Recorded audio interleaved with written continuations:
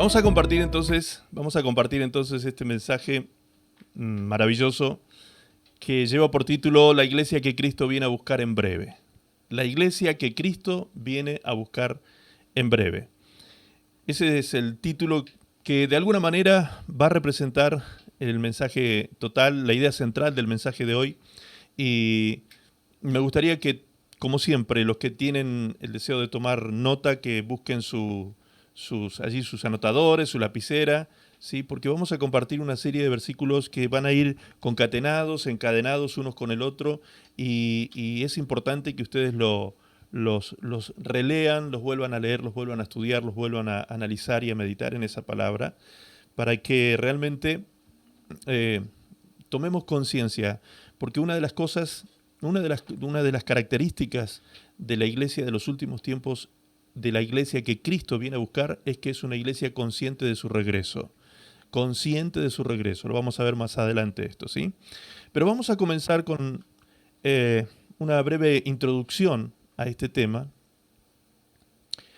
pensando un poquito desde el punto de vista solamente y meramente terrenal.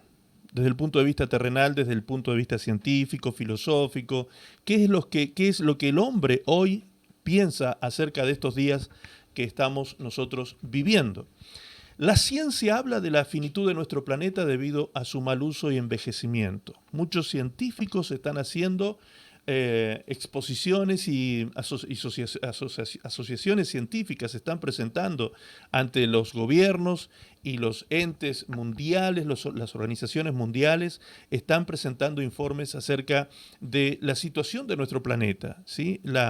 El envejecimiento de nuestro planeta, el agotamiento de la Tierra, que según dicen aquellos que analizan el tema alimenticio, nuestra Tierra ha entrado en rojo, ya está en rojo en cuanto a la alimentación de los 7.500 millones de habitantes que tiene el planeta entero, es decir, que ya no alcanza, en alguna parte de la Tierra hay hambre, alguien está pasando hambre porque la cantidad de alimentos que produce la Tierra, que produce el planeta, ya no estaría alcanzando para alimentar a estos 7.500 o más millones de habitantes que tiene el mundo entero en este momento, ¿sí?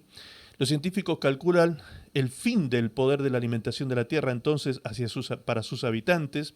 La ciencia espacial busca planetas habitables en este momento. Se está buscando planetas habitables porque dicen o predicen que este planeta no podrá contener a la futura humanidad, ¿sí? La futura humanidad se refiere a la multiplicación que se va produciendo de la humanidad rápidamente, se está produciendo una multiplicación de seres humanos sobre la Tierra. Los astrofísicos predicen el fin del planeta en forma de fuego y dentro del próximo milenio. Eso es una visión realmente apocalíptica.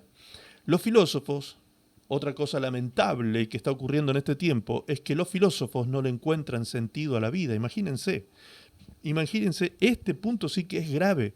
Aquellos que deberían darnos a conocer la ciencia de la vida, el conocimiento de la existencia del ser humano, filósofos famosísimos que hoy en día están siendo consultados para encontrarle el sentido a esta vida, el sentido a la existencia humana, y ellos con toda sinceridad e integridad dicen no haberlo hallado. La filosofía no le ha encontrado el sentido a la vida. Aún se sigue preguntando por qué y por qué y por qué y no ha llegado al final de los por qué.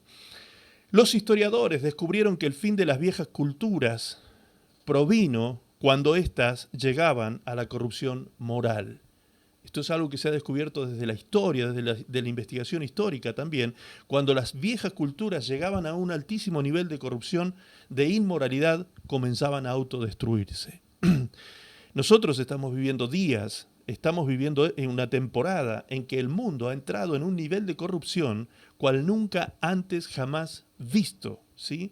Hoy a lo malo se le dice bueno y a lo bueno se le dice malo. El hombre ha entrado en un estado de corrupción y de inmoralidad tan grande que hoy matar a un niño en el vientre de su madre es cool, ¿sí? ¿Me entienden lo que estoy diciendo? Que llevar a cabo un aborto, matar a un niño inocente, a un ser humano, en el vientre de su madre es el acto más aberrante, más inmoral, más terrible que se puede llevar a cabo, y hoy la humanidad está legalizando esta práctica, lo cual obviamente llevará al mundo legalmente al infierno. No están haciendo una cosa más que esta, que legalizar el pecado. Ante esta situación de que este planeta se acaba, este planeta se termina, todos los estratos académicos y del orden del conocimiento y de la ciencia prevén un final catastrófico para este planeta, para este planeta que nosotros tenemos, la casa única, como le dicen algunos, ¿sí? Por ese motivo es que, como está llegando al final, hay un famosísimo astrofísico, ustedes lo conocerán, el señor Stephen Hawking, que falleció hace poco, ¿sí? Se dice que es el cerebro más iluminado que existía en el campo de la astrofísica, y este señor hizo este tipo de manifestaciones. Esto es un artículo científico de una revista científica que dice de esta manera: las amenazas que asolan a nuestro planeta parecen demasiado evidentes para Stephen Hawking, el astrofísico que ya alertó del peligro que plantea la inteligencia artificial y que ahora va más allá y recomienda a la humanidad que huya a otros planetas. Las causas son muchas y variadas, avisa el célebre científico. La guerra nuclear, una de las cosas que él estaba previendo. Los virus creados con inteligencia genética. Esto lo dijo antes que sucediera esta pandemia, ¿eh? Antes que sucediera esta pandemia. Los virus creados con ingeniería genética o el calentamiento global plantean un futuro en el que la humanidad lo tendrá muy difícil para poder subsistir en la Tierra.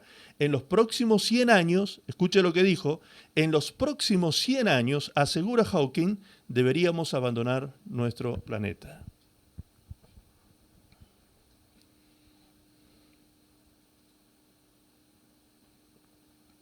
Una de las voces científicas más autorizadas, más reconocidas en el mundo, con muchísima seriedad, muy respaldada, esta voz de este señor, está diciéndole al planeta Tierra que este mundo no soportará a esta humanidad 100 años más, que la humanidad debe escapar de este planeta por todos los acontecimientos catastróficos que se vienen sobre ella en los próximos años.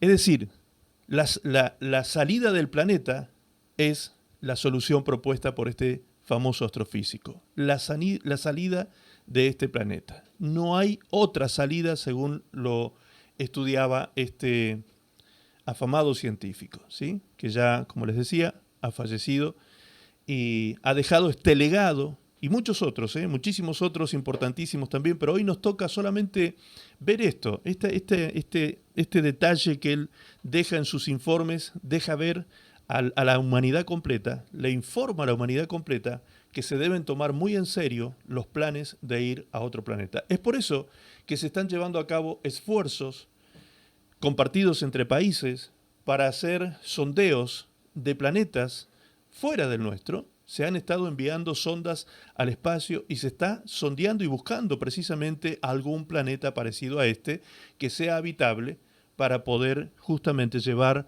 algunas colonias humanas a aquel lugar. Y eso se está hablando muy en serio y se está llevando a cabo. De hecho, una de las personas más involucradas en este proyecto es el famoso, hoy en día famoso, reconocido multibillonario, uno de los hombres más millonarios de la Tierra, más ricos de la Tierra, Elon Musk, el dueño de Starlink, aquel que está enviando cada 15 días, envía 60 satélites al espacio y está armando toda una red de satélites que va a cubrir miles de satélites que van a rodear toda la Tierra.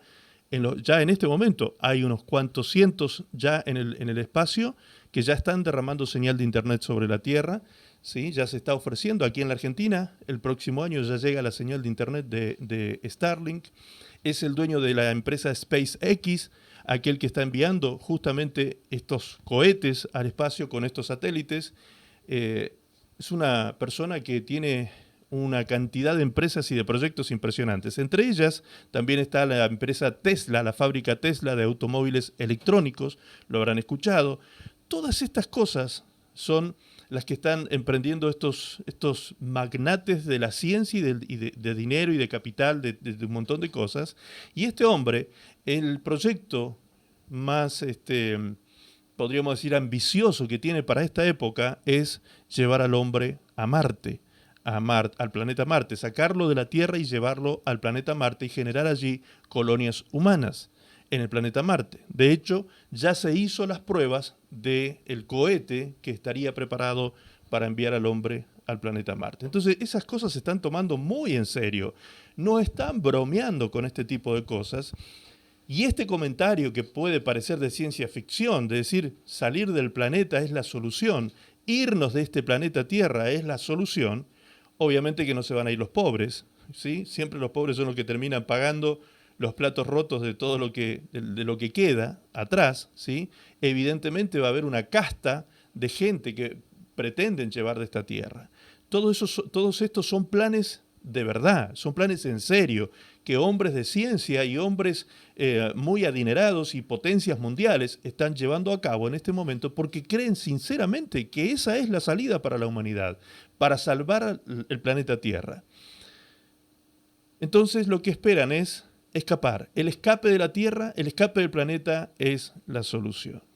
Bien, eso que les digo que parece ciencia ficción y no lo es, sino que es real, es absolutamente real, fue lo que Jesús propuso precisamente a sus discípulos.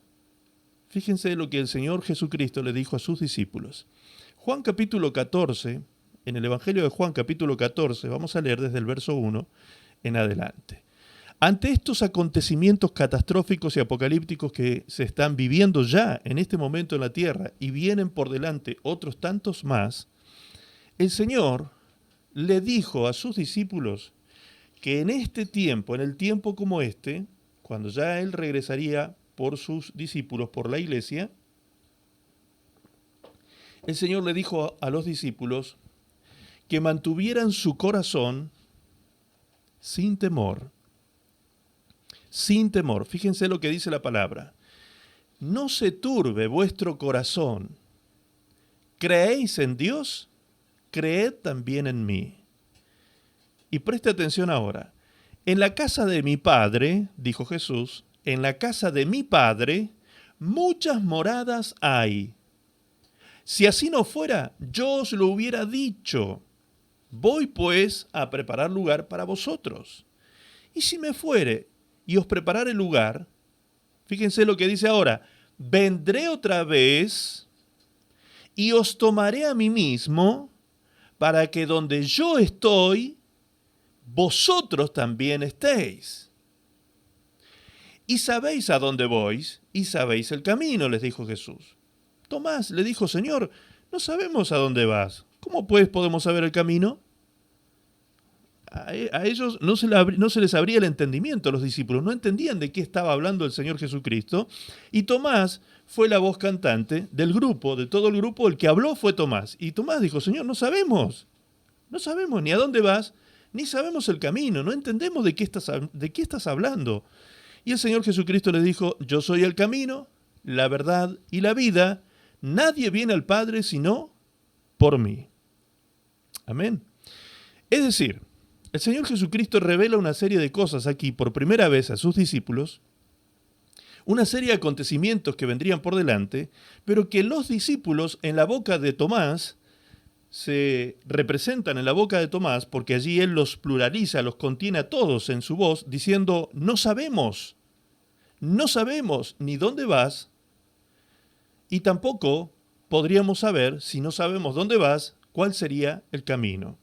Es decir, que a ellos no se les reveló en ese momento de qué estaba hablando el Señor con esto de que iba a la casa del Padre y que volvería por ellos.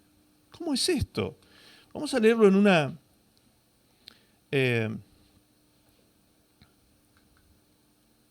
Bien, sí, estamos leyendo aquí la versión Reina Valera 1960. Luego vamos a citar algunas versiones de lenguaje sencillo para que entendamos un poquito más sobre esto, ¿sí? Pero primero, punto número 1, cómo no se turba nuestro corazón? La palabra turbar tiene que ver con desconcertar o con desconcierto, es decir, que no se desconcierte tu corazón, que no pierda el norte tu corazón, no te salgas del eje, no te desequilibres, no pierdas el control sobre tu vida en este tiempo. Este no es un tiempo para perder el control, este no es un tiempo para estar desconcertados, no sabiendo qué acontecimiento viene por delante. Ustedes saben perfectamente, ahora, dijo el Señor, que yo voy a la casa del Padre.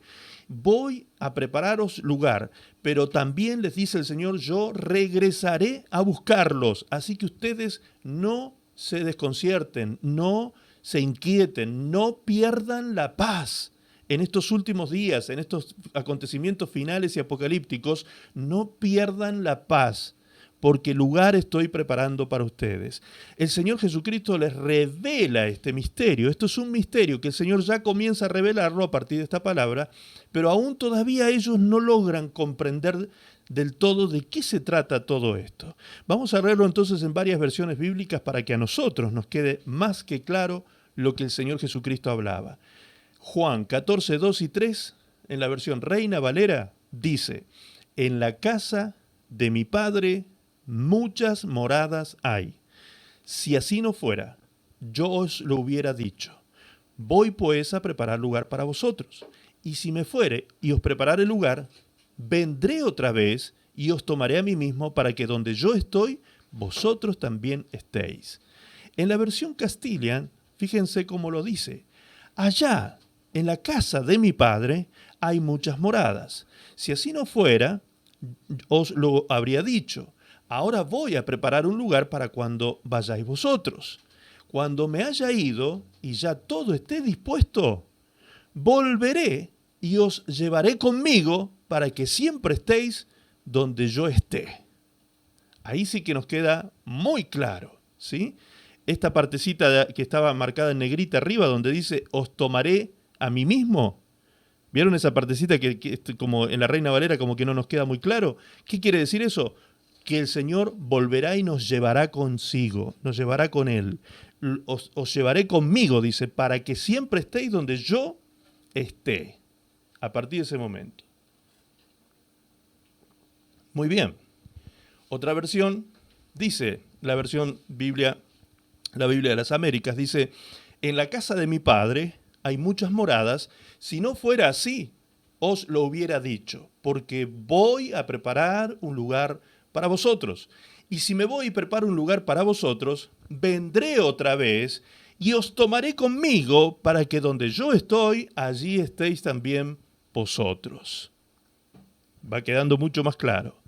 Y por último, la versión de la traducción del lenguaje actual dice, en la casa de mi Padre hay lugar para todos.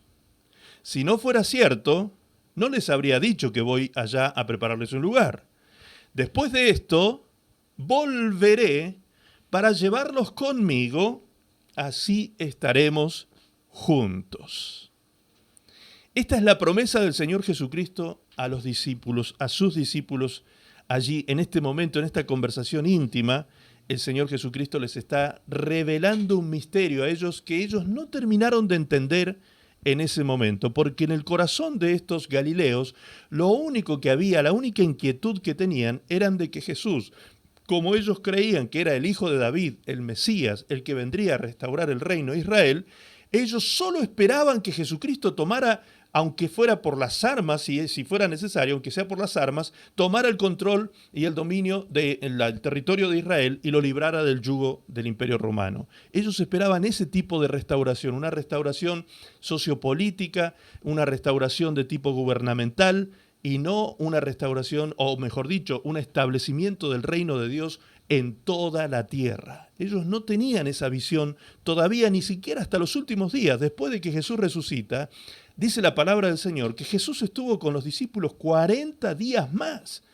40 días más después de resucitado, enseñándoles lo que tenía que ver con los misterios del reino de Dios.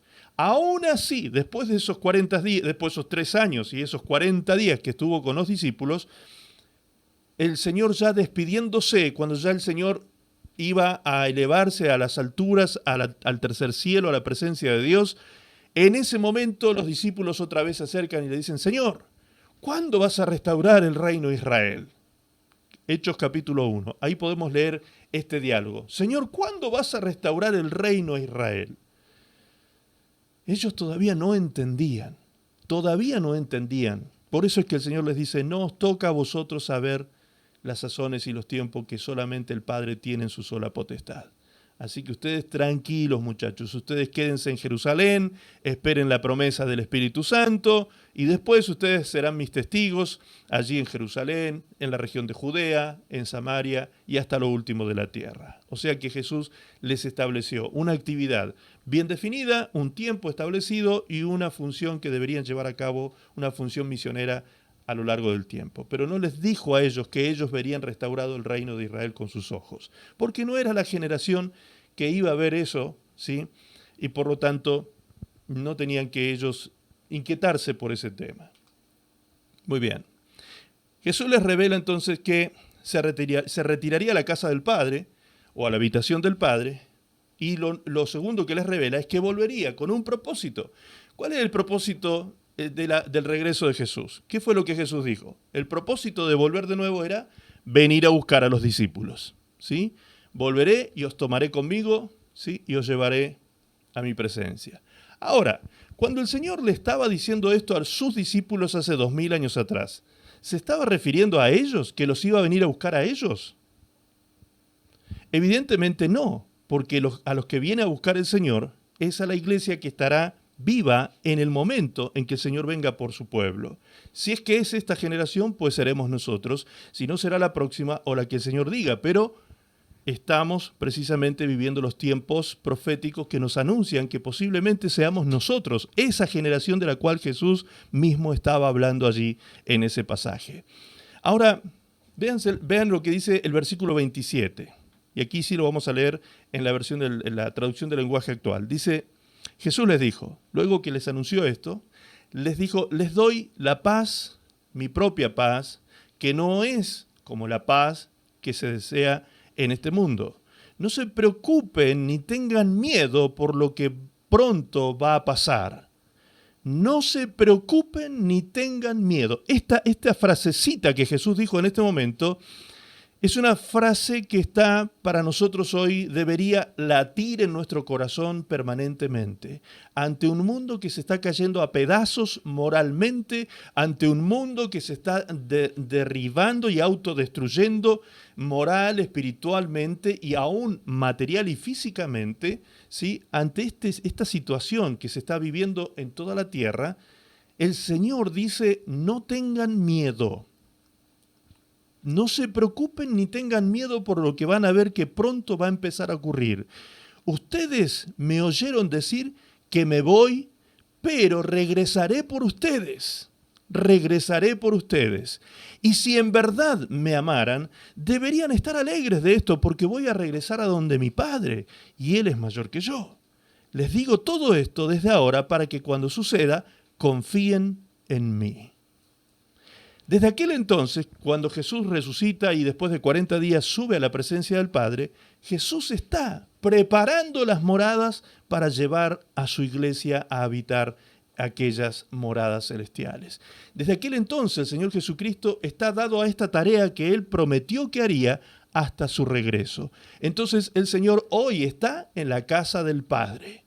El Señor está en la casa del Padre. La pregunta es, ¿dónde es la casa del Padre? ¿Dónde es la casa de Dios?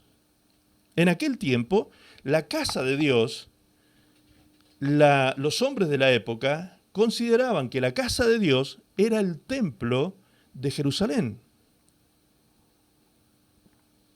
Inicialmente, ese lugar se llamaba tabernáculo de Dios o tienda de Dios, ¿sí? El tabernáculo, el lugar de habitación. Pero resulta que el Señor Jesucristo anunció y predijo en Mateo 24 que ese tabernáculo, que ese templo había llegado a su fin, que ese templo se acababa y que no iba a quedar piedra sobre piedra en ese lugar de adoración que existía en aquel tiempo. Y eso que Jesús anunció se cumplió efectivamente, tal como Él lo dijo, en el año 70 después de Cristo. Entonces, cuando el Señor dice, el cielo y la tierra pasarán, pero mi palabra, mis palabras no pasarán, tenemos que tomar muy en serio lo que el Señor dice, porque efectivamente las cosas que Él dijo y predijo, todas se han cumplido hasta el día de hoy, ¿sí? De forma cierta, tal cual como el Señor las anunció. Tal como este ejemplo del templo que fue destruido. Entonces Dios ya podríamos liberarnos de esa consideración que había en aquel entonces de que Dios habitaba en esta casa, en este templo, allí en Jerusalén. ¿Dónde pues hoy está entonces hoy la casa de Dios? El apóstol Pablo nos cuenta acerca de una revelación que él tuvo precisamente. Segunda de Corintios 12:1 dice, me consta que nada gano con presumir, pero no obstante os voy a hablar de las visiones que he tenido y las revelaciones que he recibido del Señor.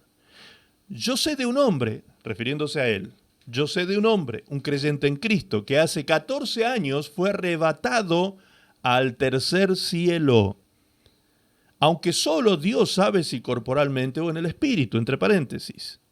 Y sé que ese hombre,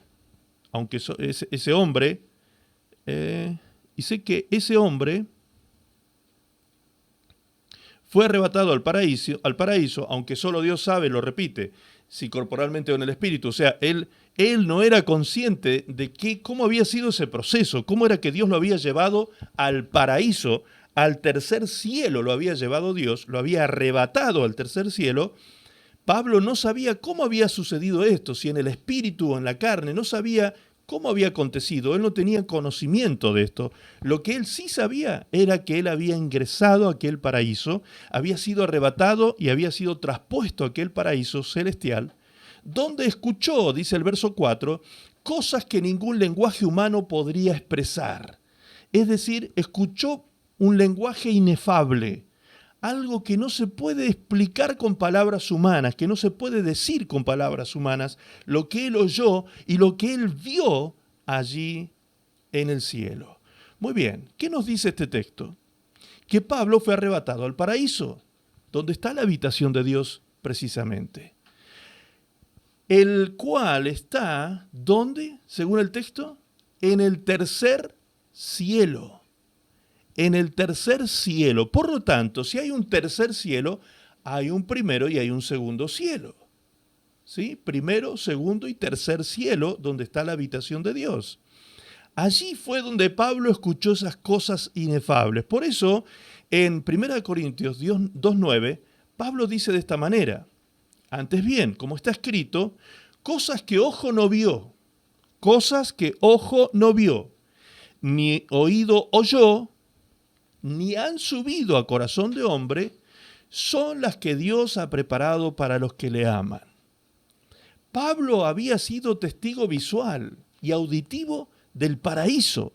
Por eso es que Pablo, como no lo puede expresar en palabras, dice que es algo inefable, que no se puede explicar con palabras de hombres, entonces él resume de esta manera exquisita aquello que Dios tiene preparado para los que le aman. Dice que son cosas que ojo no ha visto, ni oído ha oído, ni ha subido a la imaginación de un ser humano. Ni un hombre puede imaginarse siquiera lo que Dios tiene preparado para los que le aman. Es algo maravilloso, extraordinario, glorioso, impresionante. Podríamos utilizar una cantidad de calificativos, pero ninguno de ellos alcanzaría y sería suficiente para describir ese maravilloso paraíso que Pablo está describiendo de esta manera tan exquisita, cosa que ojo no vio, ni oído oyó, ni ha subido al corazón de un hombre. No, ni un hombre puede imaginar lo que Dios tiene preparado para aquellos que le aman. ¿Sí? ¿Quién fue el que fue a preparar esas cosas para aquellos que le aman? Juan capítulo 14, el Señor Jesucristo. Yo voy a prepararles ese lugar, dijo Jesús.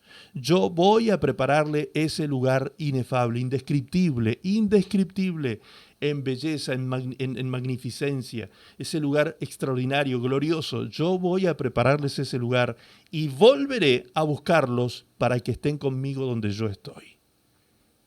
Esa fue la promesa de Jesús a sus discípulos y es una promesa que pesa hasta el día de hoy sobre la iglesia de Cristo y es nuestra esperanza de gloria, precisamente. Jesucristo, nuestra esperanza de gloria. Nosotros estamos esperando esa venida pronta del Señor para venir a llevar a cabo la solución final para nosotros, ¿sí? Porque justamente como está llegando la ciencia a concluir de que la solución definitivamente va a estar fuera de este planeta, pues efectivamente el Señor dice, yo los voy a sacar del planeta, yo los voy a sacar de allí. Porque ustedes no van a atravesar por esas calamidades que están profetizadas en mi palabra. Ustedes no son hijos de ira, ustedes no son hijos de juicio, no han sido engendrados para castigo, sino para paz. Ustedes han sido engendrados para salvación, por lo tanto, el Señor viene pronto por su iglesia. Ahora, empecemos a tomar nota de esto, por favor. ¿Dónde habita Dios? Dios habita en el tercer cielo. Allí está la casa del Padre, en el tercer cielo. Amén. Bien, entonces dijimos que si hay un tercer cielo, también hay un segundo y hay un primer cielo. De esta manera, allí como ustedes pueden ver en esta gráfica, están divididos los cielos. La Biblia divide los cielos de esta manera. El primer cielo es el cielo atmosférico. El primer cielo es el cielo que usted y yo conocemos, sobre la corteza terrestre 100 kilómetros para arriba, ¿sí? Después de los 100 kilómetros ya salimos al espacio exterior, como se lo conoce. Hasta los 100 kilómetros entonces sería nuestro primer cielo. El espacio exterior, que tiene que ver con todas las galaxias, millones de galaxias que habitan el universo, ese es el segundo cielo. Dios no está en esos millones de galaxias, aunque Él está con su omnipresencia. El lugar de su habitación y el paraíso está más allá todavía de este segundo cielo. Es decir, más allá de todo el universo observable está el tercer cielo. El tercer cielo es el lugar donde habita Dios, más allá todavía de todo el universo observable o conocido, ¿sí? Bien. Veamos ahora cómo es o qué características tiene la casa del Padre. Aquí es donde vamos a llegar a una conclusión asombrosísima. En 1 de Timoteo 6, verso 16 dice, el único que tiene inmortalidad, que habita en luz inaccesible, a quien ninguno de los hombres ha visto ni puede ver, al cual sea la honra y el imperio sempiterno. Amén. El mismo texto, en la versión traducción del lenguaje actual, dice, Dios es el único que vive para siempre y vive en una luz tan brillante que nadie puede acercarse a Él. Nadie lo ha visto ni puede verlo. El honor y el poder son de Él para siempre. Amén. Es decir que la casa del Padre, el lugar de su habitación, el paraíso celestial, está en un lugar de luz inaccesible. Ahora, ¿qué significa la palabra inaccesible? Y esto sí que me asombró, hermanos. Me asombró mucho con respecto a lo que ahora vamos a ver en las próximas placas. Tome nota, por favor, de este significado, la palabra inaccesible. La palabra inaccesible significa que resulta imposible de alcanzar o que no se puede llegar hasta él. Ahora, dice el texto bíblico de Timoteo que Dios habita en luz inaccesible. O sea, que es imposible de alcanzar. Es imposible de alcanzar o de llegar hasta Él. Lo que está diciendo entonces es que si Dios habita en el tercer cielo, si Dios está más allá del universo mismo, más allá del universo, si Dios habita en aquel lugar, primero es un lugar inaccesible, es un lugar donde el hombre no puede llegar por sus propias herramientas y su propio poder tecnológico. El hombre no puede salir de este universo. El hombre ni siquiera puede salir de esta galaxia donde nosotros habitamos. Apenas si puede salir unos pocos kilómetros por encima de la atmósfera. Apenas, ¿sí? Ahora, dice que Dios habita en ese lugar de luz inaccesible. Una luz tan brillante, dice la versión TLA, tan brillante que nadie puede acercarse a él. Una luz inaccesible y una luz sumamente brillante. ¿Ok? El Señor Jesucristo dijo esto respecto de su regreso, que cuando Él estuviera por regresar, cuando estuviese muy pronto su regreso, su venida a la tierra, habría una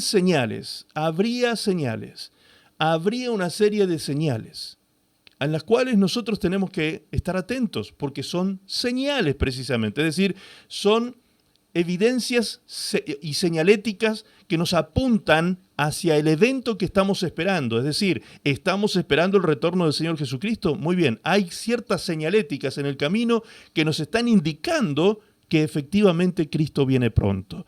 ¿Cuáles son estas señales? Lucas 21:10 dice, entonces les dijo, se levantará nación contra nación y reino contra reino, y habrá grandes terremotos y en diferentes lugares hambres y pestilencias, y habrá terror y grandes señales del cielo.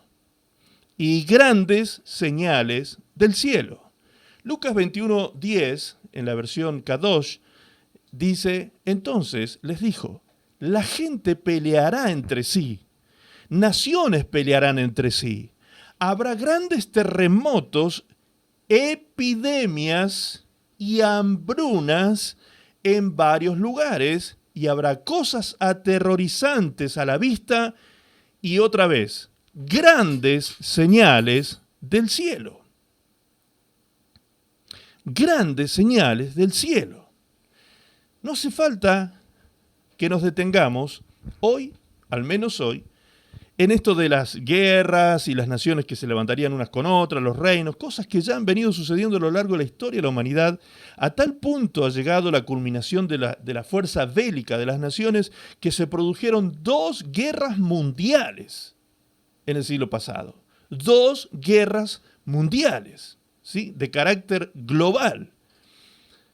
Se dice que si hoy se usara el poder bélico que tienen las naciones en cuanto a las armas nucleares que existen a la fecha, el planeta explotaría en sí mismo. ¿Sí? Es decir, que hoy la fuerza bélica que tiene la Tierra sería de un poder autodestructivo impresionante. Con solo utilizar la fuerza bélica ya hoy la humanidad podría autodestruirse. Ahora, no dice que esto sería el fin. No dice que esto sería el fin. Esto solo sería señales de su pronto regreso a la tierra, ¿sí? También dice grandes terremotos, los cuales han sido vividos en estos años atrás también. Aquí cerquita nosotros tuvimos en Chile un terrible terremoto que según los informes del Servicio de Sismología de los Estados Unidos, dicen que llegó a 10 grados de la escala. 10. En Chile se dijo que había sido 9, creo que fue lo que se oficializó en Chile.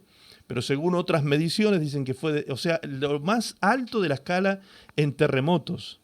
Este tipo de tsunamis, terremotos y grandes desastres los hemos venido viendo a lo largo del siglo pasado también. Ahora se sumaron las epidemias, dice aquí claramente, epidemias y hambrunas. Esto es lo que estamos viviendo, hermanos queridos, estamos frente a nuestros ojos, hoy estamos viendo esta señal, ¿sí? Una señal más que nos indica el pronto regreso del Señor Jesucristo. Pero más allá de todo eso, que de alguna u otra manera algunos detractores de la palabra profética dicen, bueno, pero esas cosas también acontecieron en otros tiempos, en otras épocas de la humanidad. Sí, ciertamente que es así, ciertamente que han ocurrido en otras épocas, de pronto no con la intensidad o con la explosión y la masividad que ha tenido todo este tipo de acontecimientos en este último siglo, pero sí han ocurrido en otras épocas. Ahora, hay algo que no ha ocurrido en otras épocas. Y es cuando el Señor dice aquí, grandes señales del cielo. Hay señales grandes en el cielo antes del regreso del Señor Jesucristo. Bien, ¿qué podríamos tomar hoy por señales en el cielo? Bueno, algunos están teniendo en cuenta la información que liberó el Pentágono de datos clasificados, de información clasificada de inteligencia alienígena, alienígena se dice, ¿no? Alienígena,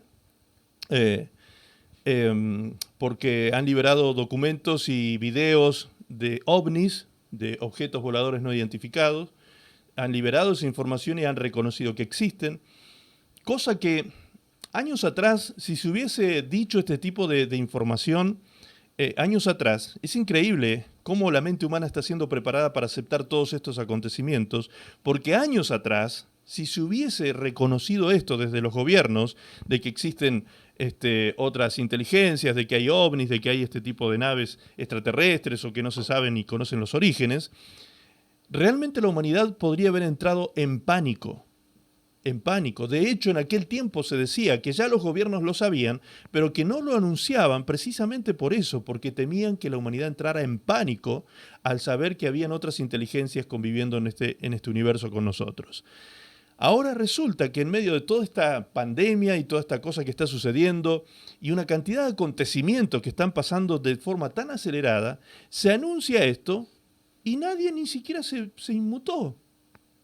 No hay nadie que esté diciendo, ni siquiera las propias organizaciones que investigaban estas cosas, ni siquiera ellos salieron como a decir, a hacer, qué sé yo, una movida social como para decir, miren, nosotros teníamos razón, lo que hemos venido anunciando tantos años, tantas décadas, que venimos anunciando esto y resulta que ahora los gobiernos vienen a reconocer lo que hemos dicho, ni ellos. Es como que está pasando muy desapercibido esta información tan importante. Muy bien. ¿Esto podría ser señales en el cielo? Podría ser. Podría ser. También se sabe que hay mucho engaño en eso. ¿Sí? También se sabe que hay mucho engaño en eso. Entonces podría ser. Pero hay algo que está sucediendo que no es ningún engaño, que es un descubrimiento científico que aconteció hace pocos días y que tiene a los científicos perplejos, que no tienen respuesta alguna para lo que se ha descubierto. Se suponía que más allá del universo solo habría materia oscura o la nada misma. Aquí nosotros vemos en esto que parece un huevo, el universo. Todo eso que está allí dentro son las galaxias que contienen los planetas, los soles, las estrellas, los astros celestiales. Todo está allí. Y fuera de ese universo, solo se suponía que había materia oscura. Así es como se le llama, materia oscura, que es la materia circundante sobre todos los astros del cielo. Materia oscura o la nada misma, nada. Fuera del universo, nada. El universo viene a ser, como dijimos recién, el segundo cielo. El segundo cielo. Esto sería lo que estamos viendo, el segundo cielo. El primer cielo es el que nosotros vemos con nuestros ojos aquí desde la Tierra, ¿sí? En las nubes, a 100 kilómetros de altura, eso es el primer cielo. El segundo cielo es esto que estamos observando aquí. Fuera de este segundo cielo está el tercer cielo, ¿sí? Por lo tanto, más allá del universo debería haber una luz muy brillante e inaccesible, según lo que dice Primera de Timoteo, capítulo 6, verso 16. Fuera de ese universo debería haber, según lo que dice Timoteo, repito, y acá es donde yo me lleno de emoción con esta noticia, repito, Primera de Timoteo, capítulo 6, verso 16, dice que Dios habita en luz inaccesible, una luz tan brillante que no puede ser ni siquiera uno no puede ni siquiera entrar a ver allí, ¿sí? Humanamente hablando es imposible. Ahora, aquí está el acontecimiento científico que el mundo no está tomando nota de esto, lo está informando como si fuera un acontecimiento astronómico, pero el mundo no está tomando nota de lo que nosotros los cristianos sí deberíamos tomar. ¿De qué estoy hablando? Dice este descubrimiento que vamos a leer aquí, esto es un portal científico, es un portal científico que está anunciando un descubrimiento que acaba de acontecer. Una potente luz en el fondo del universo que intriga a los astrónomos. El fondo del universo, dice, está iluminado por una luz tan potente que supera a la emitida, escuche, a la emitida por todas las galaxias conocidas. O sea, fuera del universo se descubrió que hay una luz que es más potente que la suma de todas las galaxias. Esto es impresionante. Los astrónomos no conocen su origen, pero esperan que el futuro telescopio James Webb aclare el misterio. Una misteriosa luz que los astrónomos todavía no consiguen explicar, ilumina el fondo más remoto y oscuro del universo con una potencia superior a la luz emitida por todas las galaxias conocidas. Eso significa que si pudiéramos apagar por un momento todos los destellos lumínicos del universo, no se quedaría a oscuras. Hay más luz de la que hemos podido detectar. Lo han descubierto astrónomos utilizando datos de New Horizons, una misión espacial no tripulada de la NASA destinada a explorar Plutón, sus satélites y los asteroides del cinturón de Kuiper. La sonda se lanzó desde Cabo Cañaveral el 19 de enero del 2006. Solo en 2015 consiguió aproximarse a Plutón, a 6.000 millones de kilómetros de la Tierra, y hasta el 2019 no llegó hasta el cinturón de Kuiper, a 7.400 millones de kilómetros de nosotros. Sobrevoló un objeto del cinturón de Kuiper llamado Arrokoth, y entonces giró su cámara para ver qué había más allá de lo que estaba captado, hacia el fondo del universo, y allí se descubrió la inesperada luz.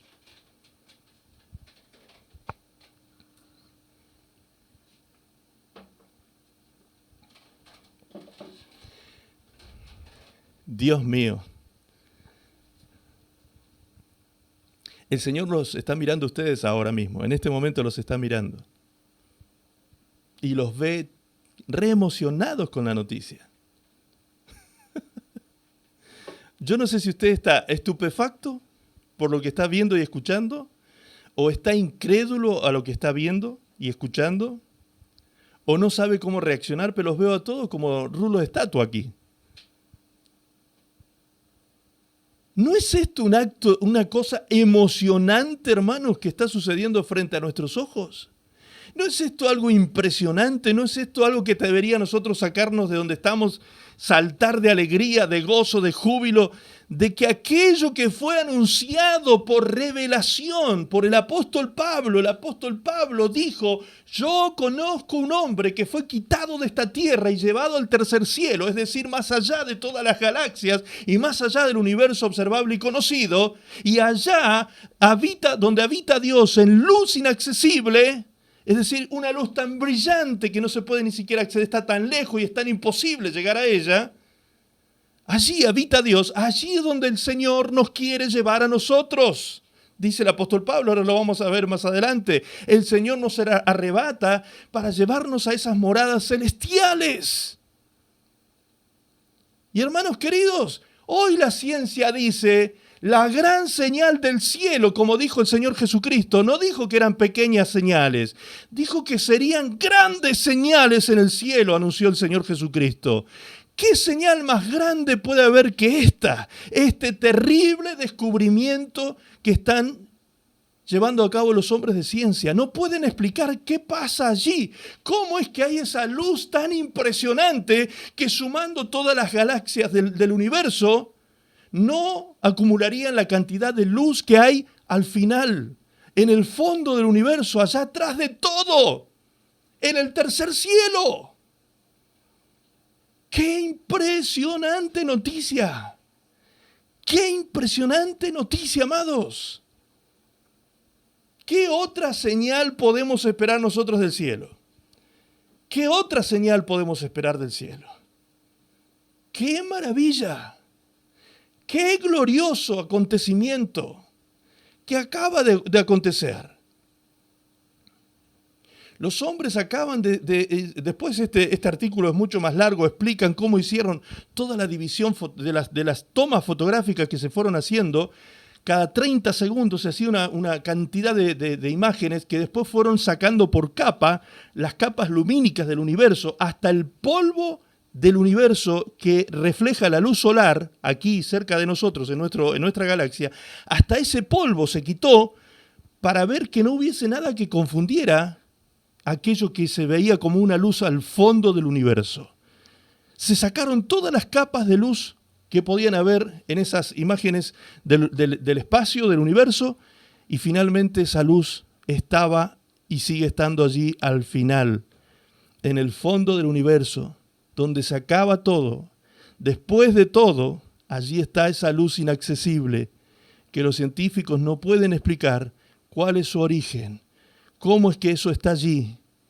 Algunos están ahí elaborando algunas teorías científicas de que podría ser el resultado del Big Bang, la luz que retrocedió después de la explosión inicial. Y bueno, están buscando una cantidad están allí buscando teorías para tratar de justificar esta luz inaccesible que el apóstol Pablo ya lo había revelado. El tercer cielo, fuera de estas galaxias, hay una luz inaccesible que nos está esperando, el paraíso, la habitación de Dios, a donde el Señor está preparando las moradas eternas para venir a buscar a sus hijos y a sus hijas para estar con Él para siempre. Gloria a Dios, porque estamos viviendo en la generación de las grandes señales en los cielos. Muchas generaciones vivieron hacia atrás las guerras como señales, las epidemias como señales, las hambrunas como señales, pero ninguna generación está viviendo lo que ninguna vivió lo que nosotros estamos viviendo, el descubrimiento de este gran acontecimiento astronómico, grandes señales en el cielo, tal cual como nuestro Señor Jesucristo anunció. Hermano, esto me explota el corazón. Esto es maravilloso. Nunca me canso de decir la cantidad de datos científicos que tiene la Biblia. Hermanos queridos, este es otro dato científico que la Biblia se tenía guardado para el final de los tiempos. Hoy la ciencia misma está diciendo la Biblia tenía razón. La Biblia tiene razón. Después de este universo hay luz inaccesible. La habitación de papá. El Padre de las luces. ¡Wow! ¡Qué glorioso es lo que viene por delante, iglesia amada! ¡Qué glorioso! Por eso es que el Señor dice, mi paz os dejo, mi paz os doy. No se turbe vuestro corazón ni tenga miedo. No tengan temor ni tengan miedo por los tiempos que vienen. Se verán cosas horribles, se verán cosas tremendas, lo dice la palabra, pero serán solo principios de dolores para esta tierra. Y para nosotros señales de que el Señor viene a rescatarnos muy pronto, porque según el mismo científico Stephen Hawking decía, la solución es que salgamos de este planeta. Ok, el Señor dice, amén, Stephen, amén, dice el Señor. Esa es la solución, por eso voy a buscar a mi pueblo pronto. Pronto voy a sacar a mi pueblo de ese planeta, porque ese planeta va rumbo a una catástrofe. Gloria al Señor, gloria al Señor. Primera de Corintios 15:50, Pablo, el apóstol, sigue revelando cómo sería este acontecimiento. Dice, pero esto digo, hermanos, que la carne y la sangre no pueden heredar el reino de Dios, ni la corrupción hereda la incorrupción. Y aquí os digo un misterio.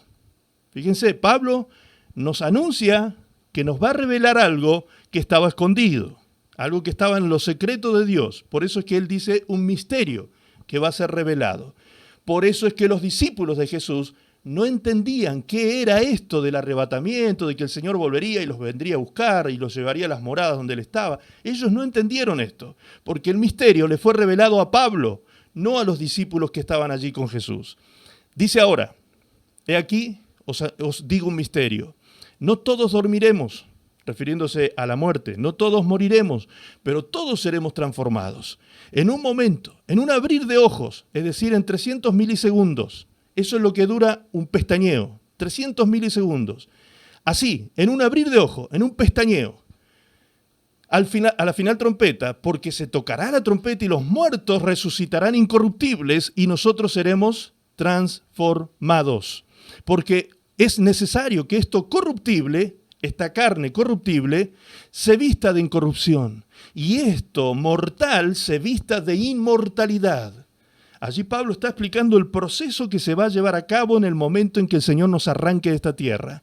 Y cuando esto corruptible se haya vestido de incorrupción y esto mortal se haya vestido de inmortalidad, entonces se cumplirá la palabra que está escrita: sorbida es la muerte en victoria. ¿Dónde está, oh muerte, tu aguijón? ¿Dónde, oh sepulcro, tu victoria? Ya que el aguijón de la muerte es el pecado y el poder del pecado la ley. Mas gracias sean dadas a Dios, que nos da la victoria por medio de nuestro Señor Jesucristo. Así que, hermanos míos amados, estad firmes y constantes, creciendo en la obra del Señor siempre, sabiendo que vuestro trabajo en el Señor no es en vano. ¿Cómo es entonces la iglesia que el Señor Jesucristo viene a buscar? Es una iglesia que está firme, constante y creciendo en la obra del Señor siempre. Es decir, trabajando. Una iglesia trabajadora.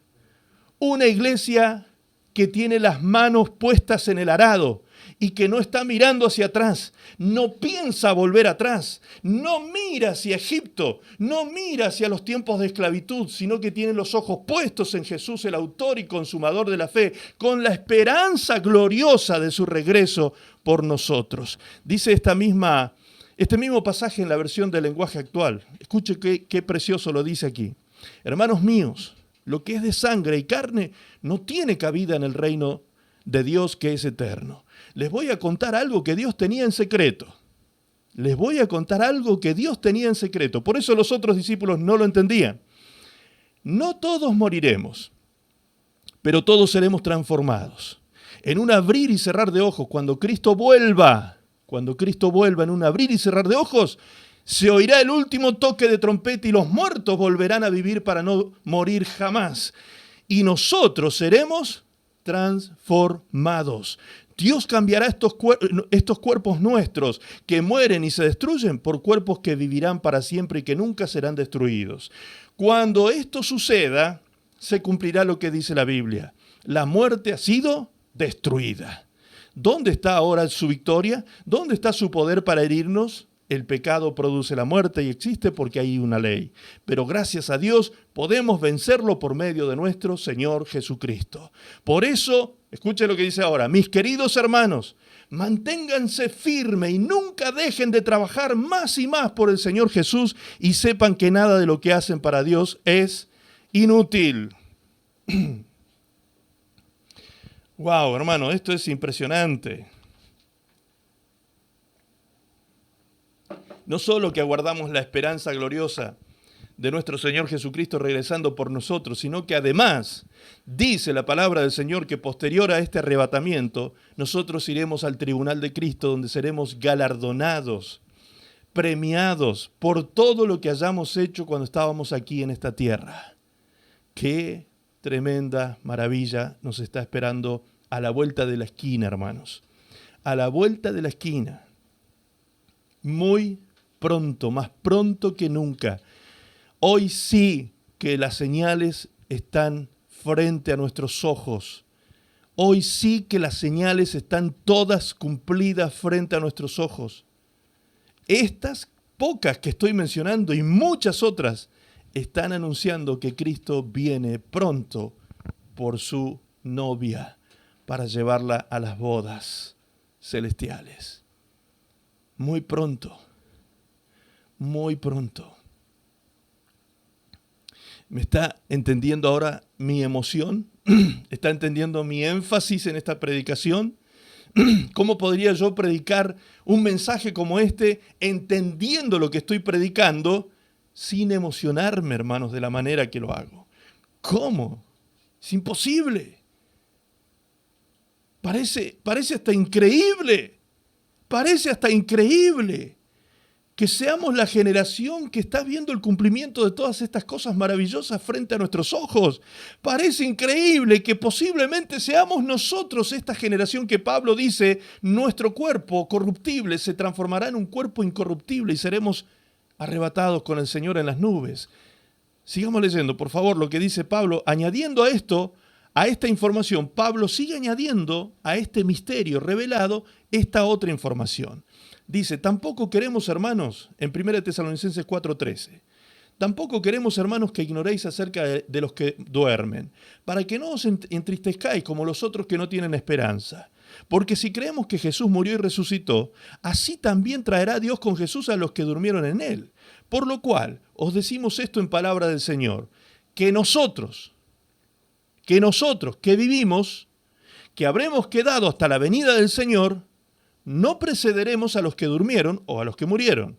Porque el Señor mismo, con voz de mando, con voz de arcángel y con trompeta de Dios, descenderá del cielo y los muertos en Cristo resucitarán primero. Luego nosotros, los que vivimos, los que hayamos quedado, seremos arrebatados juntamente con ellos en las nubes para recibir al Señor en el aire y estaremos siempre con el Señor.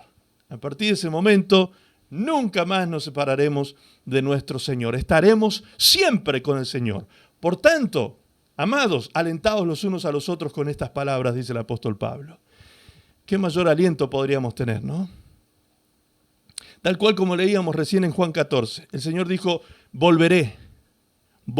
Una vez que tenga terminado todas las moradas para todos mis hijos, volveré a buscarlos y los llevaré para que estén siempre conmigo. ¿Qué dice aquí? Así estaremos siempre con el Señor. O sea, que el cumplimiento de esa palabra de Juan 14, de volveré para que estén siempre conmigo, se llevará a cabo en este acto llamado arrebatamiento. Algunos que están escuchando por ahí, que nunca había escuchado una cosa como esta, de pronto está pensando, pero esto parece ciencia ficción. Sí, claro que sí, parece ciencia ficción, pero es real. Esto no es ficción, esto es real. Esto sí que es real, esta es la verdad absoluta. Esta es la verdad absoluta. Por eso Jesucristo dijo, tengan paz, tengan tranquilidad, porque cuando la cosa esté a punto de explotar, ustedes serán quitados de la tierra. Ustedes serán quitados de la tierra. Y ese punto de ebullición social, política, económica, biológica de la tierra, ese punto de ebullición está a punto de llegar. Eso es lo que han venido anunciando desde hace mucho tiempo los hombres de ciencia. El mundo no va más, la Tierra no da más, el planeta no da más, las cosas no hay salida, hay que escapar de este planeta. Por eso se lo están tomando muy en serio. Cristo viene en breve, amados, en breve. El versículo 17 dice, así estaremos siempre con el Señor. Como decía Juan 14:3, para que siempre estéis donde yo esté. Ese es el propósito final del Señor. El regreso del Señor a buscar a su pueblo y a su iglesia es venir a buscarnos para llevarnos a estar con Él para siempre y nunca más separarnos de Él. Nunca más. Después de eso regresaremos a esta tierra. Dice la palabra de Dios que habrá un milenio de paz y después el gran juicio del trono blanco y después la nueva Jerusalén, el cielo nuevo y tierra nueva. Hay mucho más por delante para vivir, pero siempre será junto al Señor. Siempre estaremos con el Señor para siempre a partir del arrebatamiento, que podría ocurrir en este mismo instante. Ahora mismo podría ocurrir porque ya están todas estas señales dadas y cumplidas. En este mismo instante podría ocurrir. Ok, entonces me tengo que preguntar, ¿estaré yo preparado? ¿Estaré yo preparado? ¿Qué indicadores hay? ¿Qué indicadores hay? ¿Qué cosas, qué señales hay de que yo no voy a ser vomitado? ¿Qué señales hay de que yo no voy a quedarme en esta tierra en el arrebatamiento? Primera de Corintios 15:58 dice, por eso, mis queridos hermanos, manténganse firmes y nunca dejen de trabajar más y más por el Señor Jesús y sepan que nada de lo que hacen para Dios es inútil. La primera señal que encontramos aquí, ¿cuál es? Una iglesia que trabaja, una iglesia que discipula, una iglesia que está evangelizando y una iglesia que está edificando el cuerpo de Cristo. Entonces, cuando hablamos de la iglesia y hablamos de este término que nos generaliza a todos nosotros, lo tenemos que simplificar un poco para entenderlo mejor en referencia a nosotros mismos. Yo me tengo que preguntar, ¿estoy yo trabajando para el Señor? ¿O estoy como Marta, afanado en las cosas de la tierra y no tengo tiempo para Dios? ¿Sí? En el momento en que nos reunimos aquí para escuchar palabra de Dios, ¿qué estamos haciendo? ¿Estamos escuchando realmente la palabra de Dios? ¿Estamos poniendo nuestro corazón en la palabra, en el oír con atención lo que el Señor nos dice a través de ella? ¿O andamos allí con nuestra cabeza volando en cualquier cosa, como dice la palabra de Dios en Hebreos acerca de los israelitas, que divagaban en su corazón? Divagaban en su corazón. Nosotros también hoy podemos estar divagando. Podemos estar frente a la cámara aquí poniendo nuestro cuerpo, pero nuestra mente ¿dónde está? Nuestro corazón ¿dónde está? Nuestra atención ¿dónde está en este momento? Quiera Dios que nos encuentre a nosotros trabajando en eso, prestando atención primero a su palabra. Esto también es trabajar. Esto también es trabajar para el Señor. Estar prestando oído, concentración. Esto es un trabajo que nos toca hacer como iglesia. Oír la palabra de Dios, inquirir en la palabra de Dios, profundizar en el conocimiento de las Escrituras. Para eso el Señor estableció ministros dentro de la iglesia, para que la iglesia sea edificada de esta manera. Y a la iglesia le toca recibir esto, trabajar en el oír y luego trabajar en el hacer, para que no seamos meros oidores, sino también hacedores del conocimiento que estamos recibiendo. Esa es una iglesia que trabaja en su crecimiento personal y que trabaja en la salvación de este mundo, en el propósito más grande del sacrificio de Cristo en la cruz del Calvario. Cristo vino a morir en la cruz para salvar a este mundo que está perdido. Y los únicos que tienen el único medio de gracia que Dios dejó establecido en esta tierra para comunicar ese favor de Dios, ese año agradable de Dios, esa gracia salvadora de Dios, somos nosotros, hermanos queridos. Por eso la palabra de Dios dice que nosotros somos embajadores de Cristo. Por eso dice la palabra de Dios que nosotros somos colaboradores de Dios. Dios estableció que su iglesia fuera la que llevara a cabo esta tarea y ni siquiera a los ángeles, queriendo y pudiendo hacerlo, no les está permitido hacerlo porque es la tarea que a nosotros nos toca. A ti y a mí, hablar de Cristo a estas naciones que se pierden. Hablar de Cristo. ¿Estamos trabajando para el Señor? ¿Estamos comunicando el Evangelio? ¿Estamos dando testimonio? Alguno dirá, ay pastor, pero yo soy tan nuevito, soy tan nuevita, no tengo conocimiento para hablar del Evangelio. Mira, querido, la palabra de Dios dice que el apóstol Pablo, frente al rey Agripa, no se puso a predicar un discurso cuando fue llevado frente al rey. No se puso a predicar un discurso evangelístico, una predicación evangelística para ganar al rey. No. Lo que dice es que Pablo le contó su testimonio personal. ¿Qué había sucedido con él en relación con su encuentro con el Señor Jesucristo y a partir de ahí su conversión? Esto estaba contándole cuando el rey Agripa le dice, Pablo, no sigas hablando porque me vas a persuadir de ser cristiano, de convertirme. ¿Sí? El hombre estaba a punto de quebrarse solo con contar su testimonio. Así que tú con solamente abrir tu boca y decirle a otro lo bueno que ha sido Cristo para ti, lo bueno que ha sido Dios para ti, perdonando tus pecados y dando salvación a tu alma, es más que suficiente. No hace falta tener grandes conocimientos teológicos, ni bíblicos, No. Con tu propio testimonio. Y si ni siquiera eso puedes hacer, de dar un testimonio personal, invita a la gente a conocer a Cristo, invítalo aquí a la iglesia. Una invitación, simplemente ya estás evangelizando, ya estás trayendo a alguien al conocimiento de Cristo y de su Salvador. ¿Sí? Tremendo, hermanos, esto es una tarea que Dios nos ha dejado a nosotros. La iglesia debe predicar, la iglesia debe edificar el cuerpo de Cristo. La iglesia debe estar trabajando en estos últimos días más que nunca antes. Más que nunca antes el Señor nos quiere ver a nosotros trabajando.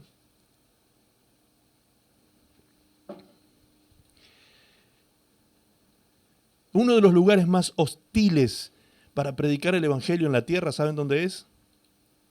China. China ha estado quemando templos en este último tiempo. Quemando los templos, destruyendo, derribando, envían las máquinas estas grandotas, inmensas, y derriban templos completos.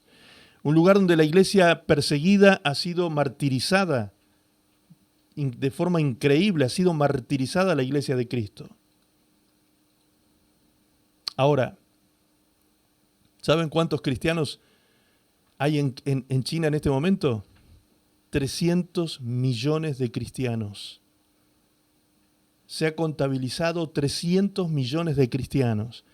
La iglesia china no deja de crecer, aún clandestinamente, aún reuniéndose en cuevas, en lugares clandestinos, en lugares donde nadie puede tener acceso para poder tener allí sus reuniones, sus cultos y su aprendizaje de la palabra.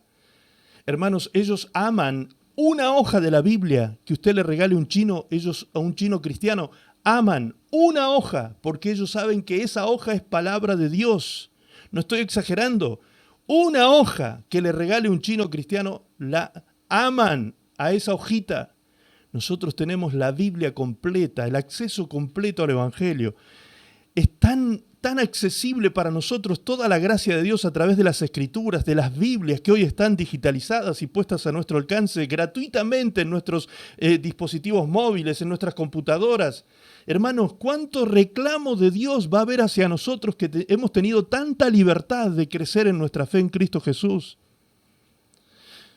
Dios mío, yo quiero que el Señor me encuentre trabajando, quiero que el Señor me encuentre haciendo. Quiero que el Señor me encuentre trabajando, haciendo su obra, porque no es solamente, dijo Jesús allí en Mateo 7, decir Señor, Señor, para entrar al reino de los cielos. No, dijo Jesús, no alcanza con decir Señor, Señor.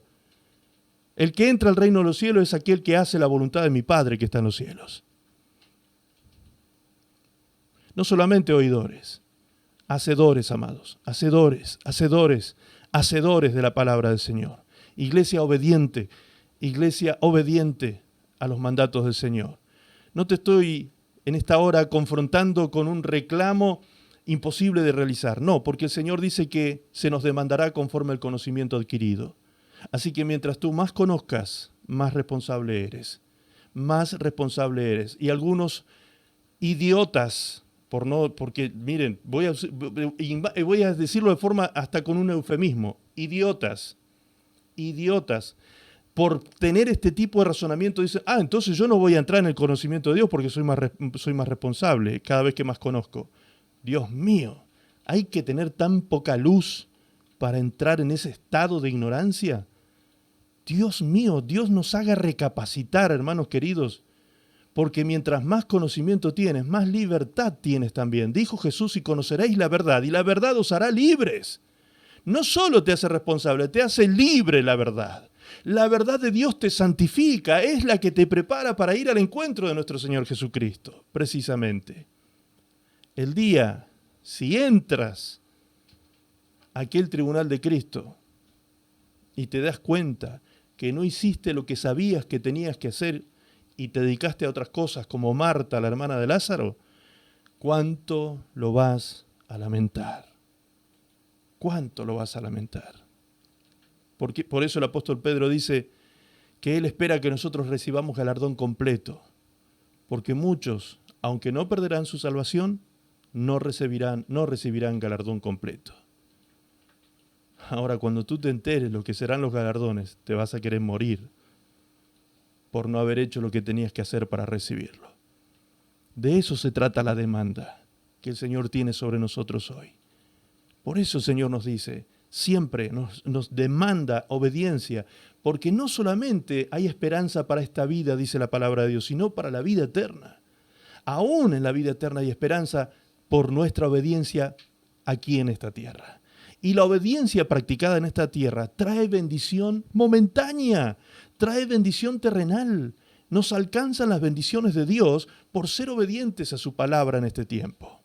Entonces, ¿cuál es la iglesia que el Señor viene a buscar pronto? Una iglesia trabajadora. Una iglesia trabajadora. Dice Efesios 5:25. Maridos, amad a vuestras mujeres, así como Cristo amó a la iglesia y se entregó a sí mismo por ella, con el propósito de santificarla, habiéndola purificado en el lavamiento del agua por la palabra, a fin de presentársela a sí mismo una iglesia gloriosa que no tuviese mancha ni arruga ni cosa semejante, sino que fuese santa y sin mancha. Véalo en la versión del lenguaje sencillo, el lenguaje actual. Dice, Cristo quiso regalarse a sí mismo una iglesia gloriosa, apartada del mal y perfecta, como un vestido sin una sola arruga ni una sola mancha, ni nada parecido. Entonces, ¿cuál es la iglesia que el Señor viene a buscar? Una iglesia, según estos textos que estamos leyendo, una iglesia santificada y purificada por la acción de la palabra. Por la acción de la palabra. Tal como dice arriba, habiéndola purificado por el lavamiento del agua por la palabra. Por la palabra. Resultando en una iglesia gloriosa. Esa iglesia que se lava por la palabra, que se santifica por la palabra, resulta en una iglesia gloriosa, sin mancha y sin arruga. ¿Podríamos entonces ante esto tener la idiotez, como decía recién, por ser diplomático, utilizar un término diplomático, la idiotez de no querer recibir el conocimiento de la palabra, cuando es la palabra la que nos purifica y nos prepara para ser esa iglesia que Cristo viene a buscar? ¿Te das cuenta? La importancia que tiene prestar atención a su palabra, buscar e inquirir en su palabra. La importancia que tiene esto. El verso 26 nos revela que la purificación y la santificación se produce por la acción de la palabra. Jesús, hablando de esto en San Juan 15, 3 y 16, 17, dice lo siguiente. Jesús dijo estas palabras. Ya vosotros estáis limpios por la palabra que os he hablado. Esto era lo que ya había producido en el corazón de los discípulos de Jesús en aquellos días. Ellos ya habían sido limpiados por la palabra que habían recibido. Pero luego, fíjense lo que dice el verso 17 del capítulo 17. Es decir, 2 capítulos después, que Jesús le dice a sus discípulos, ustedes ya están limpios por la palabra que os he hablado. 2 capítulos después, Jesús hace la oración sacerdotal. Así es como se la conoce a esta oración que lleva a cabo en Juan 17. Y en esa oración Jesús le pide al Padre esto. Dice, santifícalos en tu verdad, tu palabra es verdad. Santifícalos en tu verdad, tu palabra es verdad. Por eso es que el lavamiento de agua por la palabra, cuando se refiere el apóstol Pablo en Efesios acerca de esto, tiene que ver con esto del conocimiento de la palabra de Dios. Entrar en el conocimiento de las Escrituras, de la voluntad perfecta, agradable y buena de Dios para nuestras vidas. Renovar el espíritu de nuestro entendimiento y ya abandonar el conocimiento del viejo hombre para adquirir el conocimiento de Dios en nuestras vidas a través de su palabra, y ese conocimiento de su voluntad buena, agradable y perfecta será la que a nosotros nos santificará y nos transformará en esa iglesia gloriosa, sin mancha y sin arruga. Ahora, cuando el Señor Jesucristo hablaba de esto, ¿solo se refería a aquellos discípulos? Dice el versículo 20, mas no ruego solamente por estos. No te pido solamente por mis discípulos actuales, Señor, sino también por los que han de creer en mi palabra, en mí por la palabra de ellos. Es decir, que Jesús nos estaba incluyendo a nosotros en esa oración sacerdotal. Y aún nosotros debemos ser santificados entonces en su palabra, porque su palabra es la verdad. Su palabra es la verdad santificadora, es la que guía nuestros pasos. Es la que endereza nuestro caminar, saca de nuestra vida la torpeza espiritual y nos enseña a caminar en santidad, en obediencia. Amén. Ahora, prestemos atención a esto último. El verso 26 dice que esta iglesia será gloriosa. Es una iglesia gloriosa. Gloriosa. ¿Qué nos quiere decir con esto? Una iglesia gloriosa. Bien, la revelación la vamos a encontrar en un intertexto. Juan 1.1 dice, en el principio era el Verbo, y el Verbo era con Dios, y el Verbo era Dios. ¿Quién es el Verbo entonces? Jesús. Está hablando de nuestro Señor Jesucristo. Muy bien. Ahora dice en el verso 14, aquel verbo, Jesús, fue hecho carne y habitó entre nosotros. Y vimos su gloria, gloria como del unigénito del Padre, lleno de gracia y de verdad. Es decir, Jesús refleja la gloria que la iglesia hoy debe reflejar, porque somos el cuerpo de Cristo. Los discípulos lo vieron a él glorioso, a Jesús lo vieron glorioso, y él fue sin mancha, él fue sin mácula, él fue el Cordero perfecto de Dios que fue presentado como sacrificio para expiación de los pecados de la humanidad. Ahora, Jesús, siendo glorioso, ¿cómo se manifestó su gloria? ¿Qué dice la palabra aquí? Su gloria se manifestaba en esto de que estaba lleno de la gracia y de la verdad. Lleno de gracia y de verdad. Juan dio testimonio de él y clamó diciendo, este es de quien yo decía, el que viene después de mí es antes de mí, porque era primero que yo. Porque de su plenitud tomamos todos y gracia sobre gracia. Pues la ley por medio de Moisés fue dada, pero la gracia y la verdad vinieron por medio de Jesucristo. Esta es la gloria del Hijo de Dios, estar lleno de la gracia y de la verdad. Entonces, cuando hablamos de una iglesia gloriosa, ¿en qué se debe reflejar una iglesia gloriosa? ¿Sí? Me pregunto esto estos días cuando meditaba en esta palabra. Meditaba en que muchas veces yo escucho expresiones como, wow, tuvimos una reunión gloriosa, tuvimos un culto glorioso, tuvimos una campaña evangelística gloriosa, tuvimos un congreso glorioso, todo glorioso. Ok, pero ¿qué quieren decir con esto de glorioso? ¿Cuándo se utiliza esta palabra glorioso? Medite un poquito sobre eso. Generalmente cuando nosotros hacíamos, por ejemplo, cruzadas de milagros y ocurrían milagros por aquí, por allá, cosas maravillosas ocurrían, ¿cuál era la expresión de la gente? ¡Oh, tuvimos qué culto glorioso! ¡Qué cruzada gloriosa! Es decir, la manifestación de los milagros hacía que eso fuera digno de ser llamado glorioso. ¿Sí? Otros hacen expresiones como esta cuando dicen, wow, qué mover del Espíritu Santo, la gente se caía, la gente hablaba en lengua, la gente saltaba, gritaba, aullaba. Glorioso. ¿Es esa la iglesia gloriosa que expresa la Biblia? Aquí dice que la gloria que Cristo manifestaba y que Él refleja en su cuerpo, que es la iglesia, es la gracia y la verdad. Eso es estar lleno de gloria, estar lleno de gracia y de verdad. Qué conceptos diferentes que tenemos nosotros a veces con lo que la palabra de Dios expresa, ¿no? O sea, no hace falta que nadie se caiga, que nadie se porree, que nadie hable en lengua, que nadie profetice, que nadie aúlle, que nadie haga milagros, no. ¿Eso viene como consecuencia? ¿Podría ser una manifestación de Dios? Por supuesto que sí, claro que sí. No estoy diciendo que eso no pueda ser. Pero eso no es lo que representa la gloria de Dios.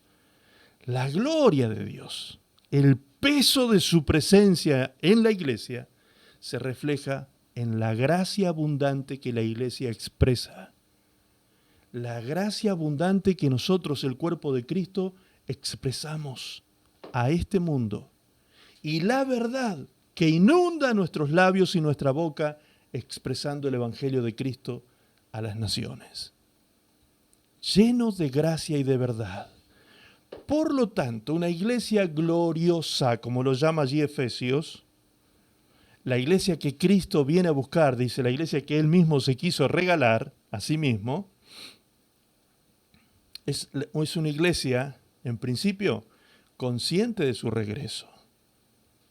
Es decir, tú que ahora tienes tan claro que las señales, hasta esta gran y última señal en el cielo, ha sido dada a nosotros los hombres. ¿Qué piensas hacer ahora que eres consciente de esto? ¿Vas a seguir viviendo como has vivido si viviste en pecado y te has mantenido en pecado? ¿O vas a buscar ser esa iglesia gloriosa, santificada? Una iglesia consciente de su regreso. Una iglesia que trabaja en la obra del reino de Dios, evangelizando y edificando el cuerpo de Cristo. Una iglesia que se santifica día a día a través de la obediencia a la palabra que está entendiendo. Porque Dios no te pide tanto. Dios te pide que a medida que vas comprendiendo su voluntad, la vayas obedeciendo. Tampoco es que Dios te pide que obedezcas cosas que no sabes. Porque Dios no te imputa pecado cuando hay ignorancia, pero si la ignorancia es a propósito, quisiste ser ignorante para no ser responsable, eso también es pecado. Eso también se te cuenta por pecado. Entonces, debemos ir en busca de la verdad. Debemos ir en busca del conocimiento de Cristo. Jesús dijo así, en San Juan capítulo 8, versículo 31 y versículo 32. Dice allí la palabra, Jesús le dijo a aquellos judíos que habían creído en él, si ustedes quieren ser verdaderamente mis discípulos, tienen que permanecer en mi palabra. Y cuando permanezcan en mi palabra, conocerán la verdad, y la verdad os hará libres. Entonces, esa libertad gloriosa a la cual fuimos nosotros llamados, es el resultante del conocimiento, justamente, del conocimiento de ¿qué? De la palabra de Dios. Y para conocer la palabra de Dios, ¿qué tengo que hacer? Permanecer en ella. Permanecer en ella. Dedicarme a ella. Dedicarme a ella. Dedicarle tiempo. ¿Qué tan urgente es lo que tienes que hacer que no tienes tiempo para leer un devocional en la mañana, escuchar una predicación el domingo? ¿Tantas cosas tan importantes tienes para hacer en tu vida que puedes correr a Dios y no escucharlo? A mí me parece increíble cuando hay personas que me dicen, yo le pregunto, ¿has leído el devocional esta semana? Ay, no, pastor, esta semana no lo leí porque no he tenido tiempo. No has tenido tiempo. ¿Cuántos minutos necesitas para leer un devocional que te puede cambiar la vida? 5 minutos. Algunos menos. Hay devocionales de 1 minuto, 2 minutos de lectura. Y tú dices que no tienes tiempo. Dios mío, Dios tenga misericordia de nosotros, amados. Dios tenga misericordia de nosotros. Pregunto, ¿tuviste tiempo en la semana para prender el televisor y mirar un noticiero, una novela, una película? ¿Cuánto tiempo gastaste en eso? Y digo gastaste y lo digo con conocimiento de la palabra gasto. Gastaste tiempo en eso. Porque cuando tú lees la palabra, no estás gastando tu tiempo, lo estás invirtiendo. Porque eso produce ganancia en tu vida. En cambio, lo otro solo te quita energía, tiempo y vida y no te regresa nada. ¿Qué le vas a decir al Señor? A mí me puedes decir que no tienes tiempo y no va a pasar nada. Pero ¿con qué cara le vas a decir al Señor? Tantas veces te quise hablar, hijita. Tantas veces, hijito, te quise hablar. Tantas veces, de tantas maneras intenté hablarte y decirte tantas cosas. Te puse un pastor que te predique, te puse hermanos que escriban libros, te puse hermanos que te edifican a través del conocimiento que les he dado y los dones, de tantas maneras. En la iglesia, aquí nomás, entre nosotros, tienes un devocional diario, tienes reuniones en la semana. Pero no tengo tiempo. ¿Sabes qué? Si no nos arrepentimos de corazón, llegará el día que ya no habrá tiempo para arrepentirse. Ese es el gran problema que viene por delante. Entonces, no te sientas ni una porquería, ni una basura, porque a veces cuando yo predico así, algunos me dicen, ay pastor, usted me hace sentir mal cuando predica así. Bueno, gloria a Dios si te sientes mal y te arrepientes, pero si solo te sientes mal no sirve de nada. No sirve de nada. Siéntete mal y arrepiéntete y vuélvete a Dios.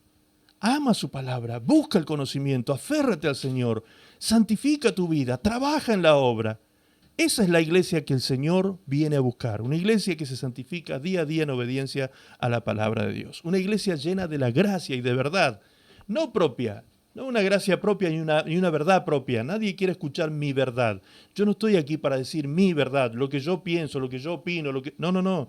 Yo solo estoy aquí para ser un transmisor de lo que Dios dice, su verdad. No propias entonces, sino tomadas de la comunión con Cristo, la gracia de Dios sobre mi vida y su palabra, que es el conocimiento que debemos emitir a los demás. Definamos gracia para que nos quede claro qué es esto de la gracia de Dios. La palabra gracias del griego charis, bien digo, término utilizado por los escritores bíblicos con una considerable variedad de significados. Esto dice el diccionario bíblico. Número 1, propiamente dicho, aquello que da gozo, placer, deleite, encanto, dulzura, hermosura. Pues de todo esto estaba lleno nuestro Señor Jesucristo y espera que nosotros como iglesia también lo estemos. Número 2, segunda acepción de la palabra gracia, buena voluntad, bondad y misericordia.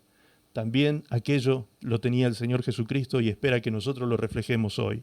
Número 3, la bondad de un amo hacia un esclavo. Por tanto, por analogía, gracia ha llegado a significar la bondad de Dios para con el hombre. Los escritos del Nuevo Testamento, al final de sus diversas epístolas, los escritores del Nuevo Testamento, al final de cada una de las cartas que escribían, suelen invocar el favor y la gracia de Dios sobre sus lectores. Lo podemos ver allí en Romanos 16:20, Filipenses 4:23, Colosenses 1:29, 1 Timoteo 5:28. Además, frecuentemente se usa la palabra gracia para expresar el concepto de la bondad dada a alguien que no la merece, Por ende, favor inmerecido. La gracia es un favor inmerecido, así es como se lo resume.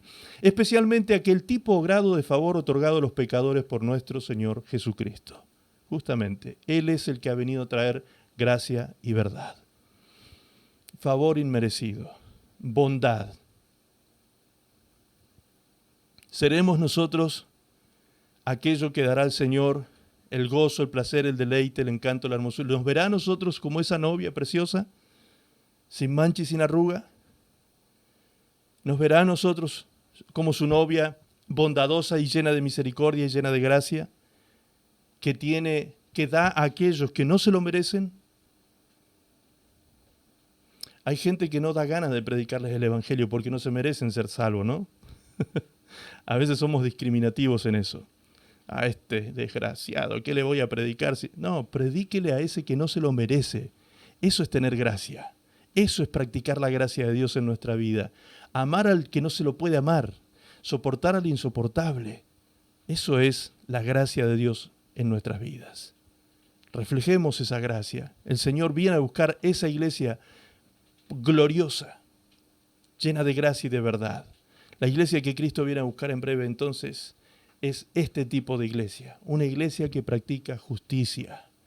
Una iglesia que le da a cada uno lo que le corresponde y pertenece. Recuerden, ¿cuántas veces hemos predicado sobre el término justicia? Darle a Dios lo que a Dios le corresponde. Darnos a nosotros lo que nos corresponde a Dios y al prójimo lo que le corresponde y le pertenece. Dice Apocalipsis 19:7, gocémonos y alegrémonos y démosle gloria, porque han llegado las bodas del Cordero y su esposa se ha preparado. La esposa de Cristo se tiene que preparar, dice aquí el texto. Y fíjense cómo se prepara la esposa de Cristo. Verso 8 dice, y a ella se le ha concedido que se vista de lino fino, limpio y resplandeciente, porque el lino fino es las acciones justas de los santos. O sea, la práctica de la justicia en esta vida. Si tú eres esa iglesia gloriosa, eres una iglesia que el Señor encontrará practicando justicia en esta tierra. Y una de las cosas que más ha demandado el Señor Jesucristo a cada uno de nosotros permanentemente en los 4 evangelios, vamos a leer eso, es el practicar justicia a través del perdón. A través del perdón. A través del perdón, repito. Esa es la práctica de la justicia más grande que podemos nosotros llevar a cabo. La práctica de gracia más grande que podemos llevar a cabo. El perdón. seguramente que en la mente y en el corazón de algunos está en este momento rebotando allí dentro una frase diciendo, sí, pero fulanito no se lo merece. Justamente porque no se lo merece es que tú tienes que demostrar gracia. ¿Recuerdas el significado de gracia? Favor inmerecido. Es decir, tú te tienes que mostrar favorable a aquel que no se lo merece, precisamente. A ese lo tienes que perdonar. A esa la tienes que perdonar. Porque eso hará que tú también seas perdonada por tu papá que te está esperando en el cielo. Nuestro papá pronto nos quiere con él. Yo creo que él está muy ansioso de abrazarnos. Yo creo que papá está muy ansioso de tenernos muy pronto con él. Solo, dice la palabra de Dios, si sentimos que de alguna manera se ha retrasado su regreso, es porque Él quiere tener misericordia de todos y darle oportunidad a todos. Eso dice la palabra de Dios. Dios no queriendo que nadie se pierda, sino que todos procedan al arrepentimiento, ha alargado estos días de gracia para que todos nos volvamos a Él. Iglesia amada,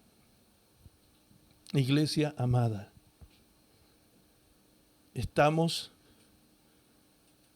en el último minuto de la historia de la humanidad y de la Iglesia de Cristo en la tierra. La iglesia que espera a Cristo es una iglesia consciente de su regreso. La que se va a encontrar con el Señor es consciente de su regreso. Ser consciente de su regreso es que te va a encontrar trabajando, sirviendo, amando y sirviendo. Esa es tu tarea hasta que Él regrese por ti.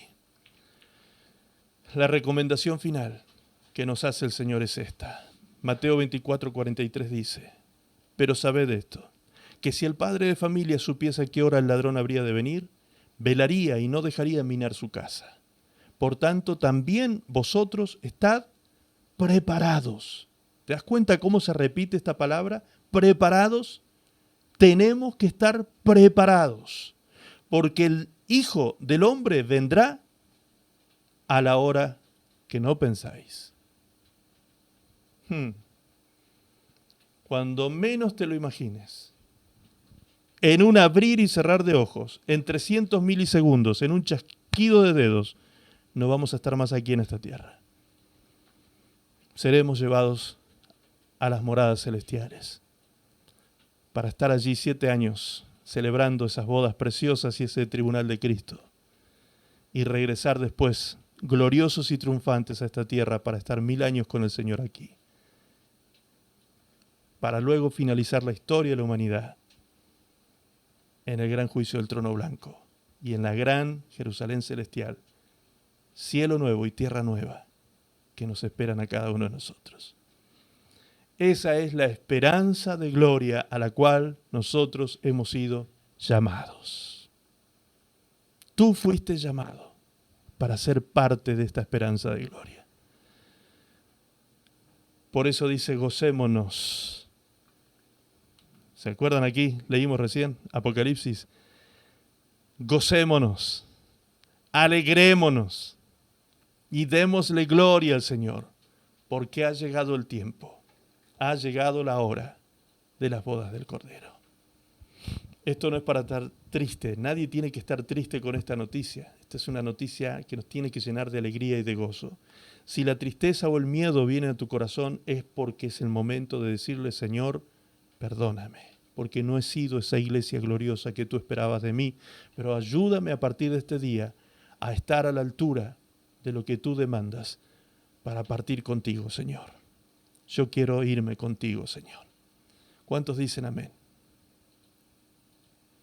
Aleluya. Allí donde te encuentras, comienza a darle gracias al Señor. Comienza a darle gracias al Señor y comienza a orar al Señor. Tú sabes cómo está tu corazón frente a Él. Tú conoces tu estado espiritual frente a Él.